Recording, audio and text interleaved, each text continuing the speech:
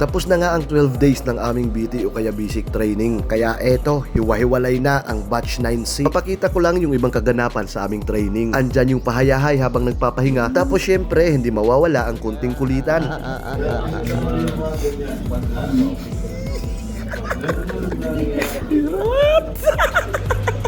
Wala, instructor o dog. Kuha ka instructor pa, di? Kuha ka instructor. Ito kasi na, sir. Nung hindi pa ako nagdo-dorm ay maaga akong umalis ng bahay kaya kadalasan dito na ako sa tapat ng training center nag-almusal. Tapos pagkatanghalian ay naghahanap kami ng mga karinderya kung saan kami makakakain ng may masarap na makakain. At eto, syempre, sama-sama pa rin. Medyo may mga hangover kami ng araw na to kaya halos pare-pare yung in-order namin na nilagang baboy para higop ng sabaw. Ano? Asan ka na? Ayun ka. Yo, kanina pa kita ang turos na. Kasi masabot sa guard ha? Ang turos na. Alas 9 pa? 4 hours pala kita nag-inom. Kami parang ginom. Problema na bro, pag sundado nga, mag-plug si Ray mo nga sa baho.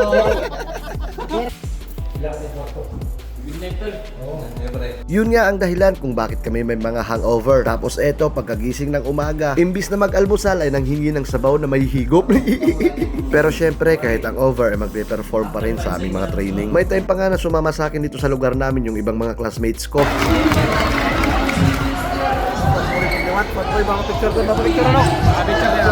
Pagkatapos namin manood ng basketball ay pumunta kami sa Lamay. Tapos eto, napainom kaya eto habang biyahe. Abay, sarap tulog. Tapos pagkarating sa school ay ito na yung mga ganap namin. Morning sir, I'm Ricky Piguro from Santa Rita, 33, single, sad, and broken.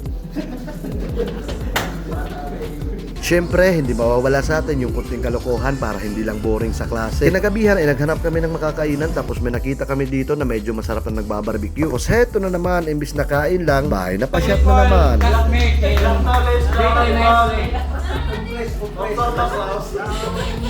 Bridge. Happy birthday siya, happy birthday! Toby is coming, bridge. Ito nga pala, yung last din na namin sa BT, kaya nagkayaan na magbanding muna. Pero bago kami pumunta dito, ay namiesta muna kami.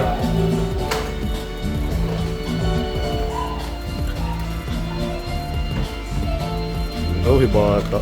Lahat na natin tiyan hinibuwas. Alive for you. I wanna be by your side. And everything that you do. And if it's only one thing you can believe is true. I live my life for you. Hanggang ngayon, ikaw ba inibig ko? Ikaw ba ang nakatanging pangarap ko? Kailangan ba hindi ako sa langit ng isang himala?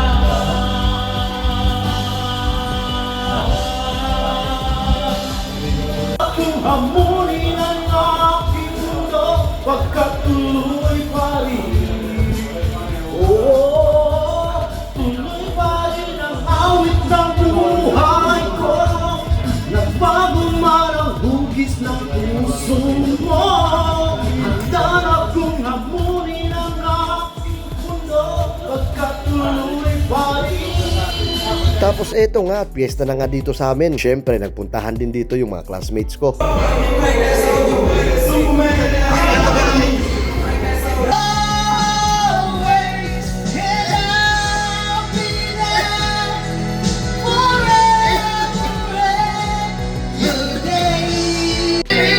Give me one more time, like I would dream down line.